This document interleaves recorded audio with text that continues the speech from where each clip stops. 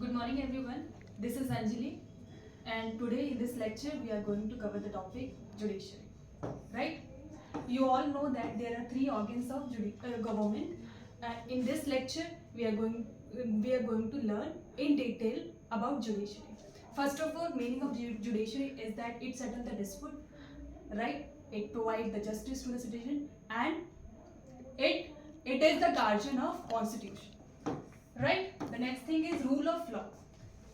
It means that judiciary, that law is equally applicable to all citizens. Right? And judiciary, this rule of law enforced by judiciary.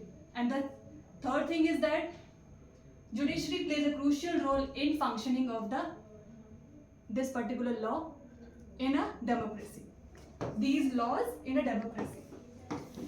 What is the role of judiciary? There are three roles. First role is dispute settlement. Second one is judicial review. The third one is upholding the laws and enforcing the fundamental rights. What is there in dispute settlement? It settles a dispute between the individual, between the group of the individuals, and state, between the two state, right? State and between the government, or we can say state and central government. And judicial review, it means that judiciary review those laws which are made by other two organs of the government, right? And it uphold the laws and enforce the fundamental rights. That judiciary have the power to provide justice according to the law. Those according to the fundamental rights, right? Second thing, the next thing is that what is an independent judiciary? Basically, the judges of the Supreme Court have right, or we can say power, and we can also say they are independent. If we will give the power to them, they can pass the judgment without any fear and the favor, right? And second thing is that other two organs of the government should not interfere in the matters of judiciary, right? The next thing is that structure of judiciary. As you all can see, there are the firstmost structure in this structure, the firstmost court. You all know that the judiciary is a consist of multiple courts, right? The first most court at the highest level is Supreme Court, and it is the highest judiciary authority, and the head of this court is CJI, right? CJI means Chief Justice of India, okay?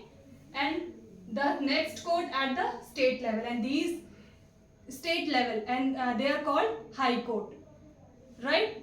And next are district level and subordinate courts, right? Basically they are in the same column. They both courts are in the same column because in some area we only have the district court, or if in some other area we only have the subordinate court. Sometime in some area also we have both the court, right? Here, when the Supreme Court established, it was established in 26th of January 1950, and before the Supreme Court, the court is Federal Court of India. Yeah, that's it. Currently, it is in Delhi, right? And about the High Court, there are three High Courts. Earlier, there were three High Courts, right? The Calcutta, Bombay, and Madras in 1962. And after these three, Delhi High Court came in that particular day. After currently, we have 25 High Courts, right? We don't have. You all know that there are 28 states, but we don't have 28 courts it doesn't mean that we have 28 codes. Currently we have 25 because some area, we can say 2 states have the one particular common code, and 4 states also have the common code, right? And one particular state can split into 2 parts, and they can also make the different codes of their choice. Like in this PPT, we can see Punjab and Haryana, they have common code in Chandigarh, and northeastern state, they have common code in Guwahati. And currently, very recently, we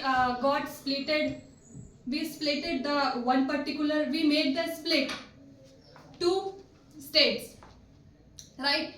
Name is Telangana and Andhra Pradesh.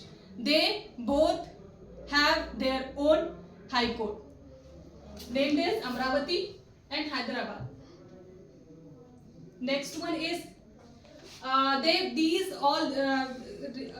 before we have studied structure of judiciary. In that there are multiple courts, right? They all are interconnected with each other. How? With the system of appellate system, right?